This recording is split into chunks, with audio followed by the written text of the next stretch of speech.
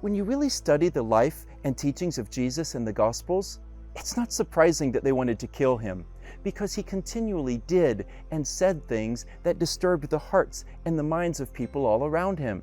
He continually challenged the distorted thinking of the religious system of the day and the hypocritical living of its leaders.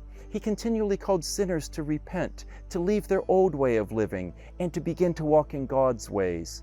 And he continually rebuked the self-centered hearts and the selfish motives of people, and called them instead to give their lives wholeheartedly to follow him.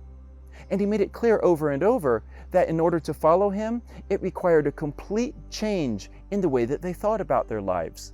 In Mark chapter 7, the Pharisees noticed that the disciples of Jesus were eating their bread without washing their hands.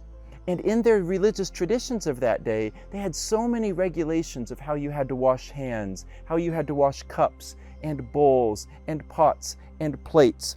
And the Pharisees were completely dedicated to following every single rule and tradition carefully. And so they complained to Jesus that his disciples aren't following the rules and traditions like they ought to. Well, Jesus answers by going straight to their hearts. He says, "You hypocrites! Isaiah was right when he prophesied about you, when he said, 'This people honors me with their lips, but their hearts are so far away from me.' They carefully followed all of the religious traditions, but they failed to love God, and they failed to obey God's command to love others." And then Jesus uses this as an opportunity to teach the crowds that were there an important truth that we need to understand today. And that's this: we can be so involved in religious activity and still be so far away from God. We can do all the right things on the outside, and our hearts can still be so wrong on the inside. Jesus says God is not so concerned with cleaning our hands as he is with cleansing our hearts. And then immediately we see an example of exactly what Jesus is talking about. He's in the region of Tyre and Sidon, a Gentile region that historically was the home of the Canaanite people. And a woman comes to Jesus and begs him to come and heal her daughter, who was demon-possessed.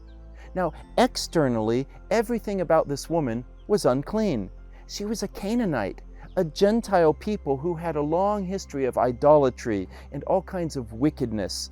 So a good Jew in that day would have said, "This is a woman who has no place in the presence of God." But remember, Jesus had just told us that being right with God isn't a matter of having everything right on the outside. It was about having a heart that was turned towards God on the inside. In their conversation, the woman shows great humility, and Jesus looks through the exterior, which everyone else would have said made her unclean, and he sees into her heart and finds a genuine faith, and he heals her daughter. In chapter 8, after he had miraculously fed a crowd of 4,000 people, after he had healed a blind man, he tells his disciples that he himself is going to be rejected, arrested, and killed. And Peter takes Jesus aside and he rebukes him. "This kind of thing can't happen to you, Lord. You're the Messiah. You're the Son of God. You can't suffer like that." And Jesus gives him the harshest answer that he ever gives anyone. He says, "Get behind me, Satan, because you're not setting your mind on God's interests, you're setting your mind on man's interests." You see, Peter thought, like so many people in our churches today think, that if someone's walking closely with God, they'll never suffer, that God will always protect them from any kind of pain and difficulty. But Jesus says that's how people think, but that's not the way that God thinks. People want to protect themselves. People make decisions based on what they think is best for them, based on what they think will achieve their purposes, based on what they think will build their kingdoms, based on what they think will bring them pleasure. But if we're going to follow him, Jesus says, we have to have a completely different way of thinking. He says, if you want to have any part in my life, you have to deny yourself. In other words, you have to stop thinking about how to protect yourself. Stop thinking about how to promote yourself. You need to forget about the goals of your kingdom and go where Jesus is going. He says if anyone wants to save his life, in other words, if you're focused on your own safety, your own success, your own satisfaction, if that's the way you think about life, Jesus says, the end result will be that you will lose your life.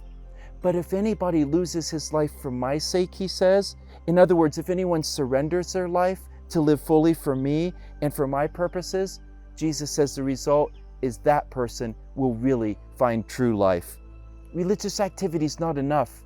He's not calling you to be a committed church member. He wants your heart and your life. And He's not calling you to a life of ease and safety. He's calling you to die so that you can really find life in Him. Listen, there's only one way to follow Jesus, and that's completely. He's calling you to love Him without condition, to trust Him without hesitation, and to surrender to Him without reservation.